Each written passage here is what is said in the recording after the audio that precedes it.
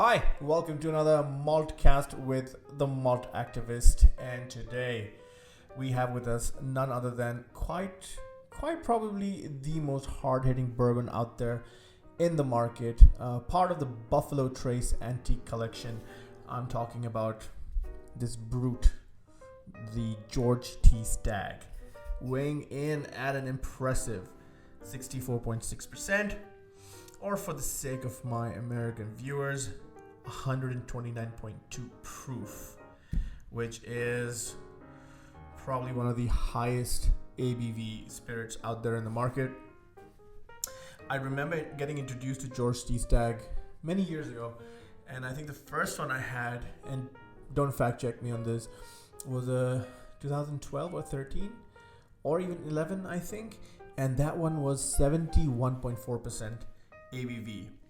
And to this day, I've not tasted anything so rich and so wonderful in flavor, even at that extremely high ABV. And so what I have here with me is the 2017 edition.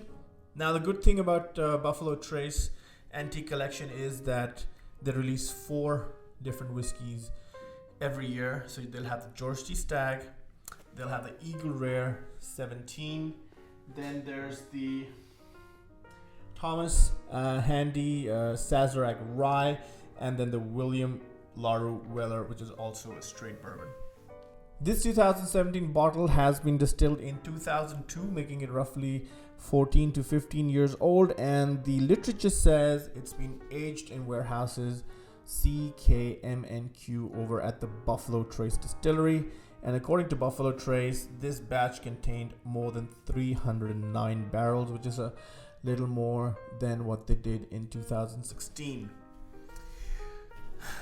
That's pretty much all the information I have about this whiskey, and I've had it before. It is truly and not just mouth-watering, but eye-watering as well.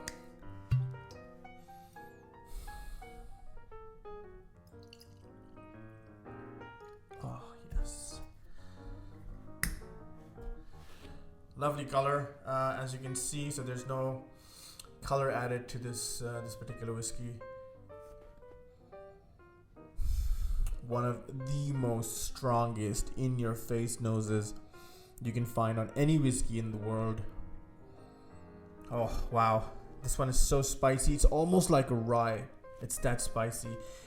Big flavors of dark chocolate and orange and lots of vanilla. Oof, but like very intense vanilla. Berries, mochaccino, cappuccino, frappuccino, that sort of, roasted coffee beans.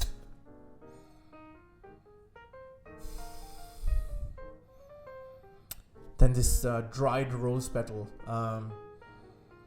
cigar box tobacco, but brown tobacco, old aged brown tobacco, not fresh green tobacco.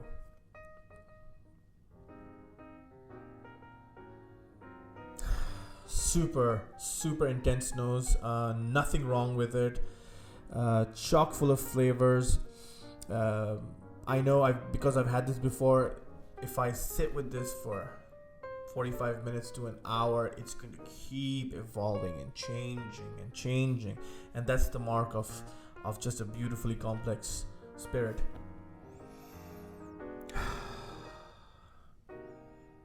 This one's not for the faint-hearted. I'm gonna have it straight first, and then see what a few drops of water do to it.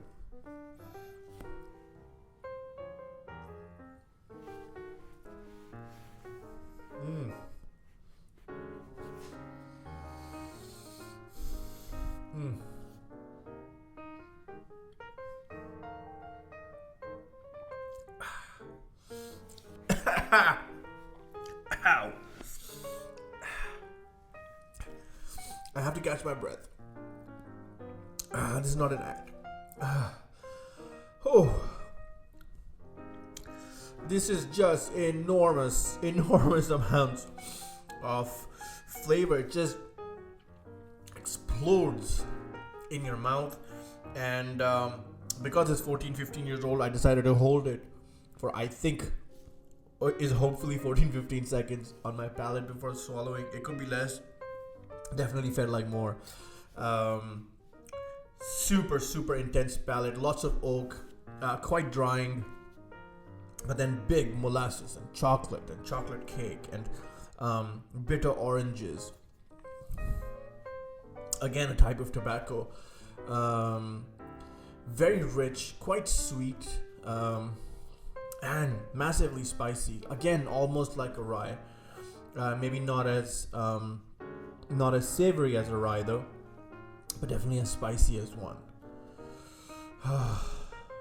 This is truly a magnificent experience, and still, this is not the best George T Stagg I've had.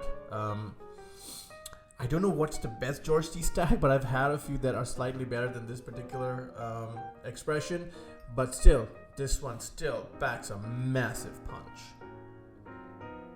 64.6%. Absolutely love it. Let's see what a few drops of water will do.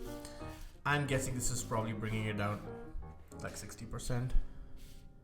Maybe slightly less.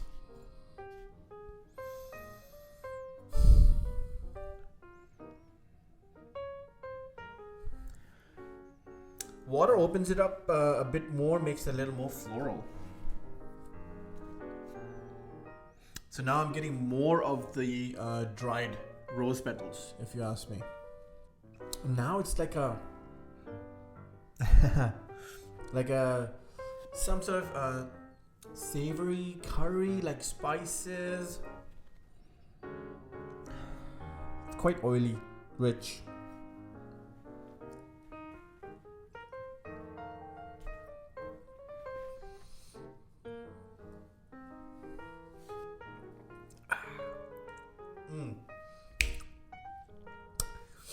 Bigger finish,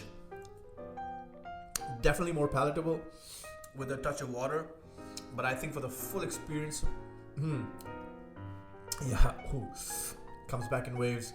Again, something that I really like about complex whiskeys, it's that they don't let up. You know, they keep coming at you, which is amazing, and this is exactly what this one does.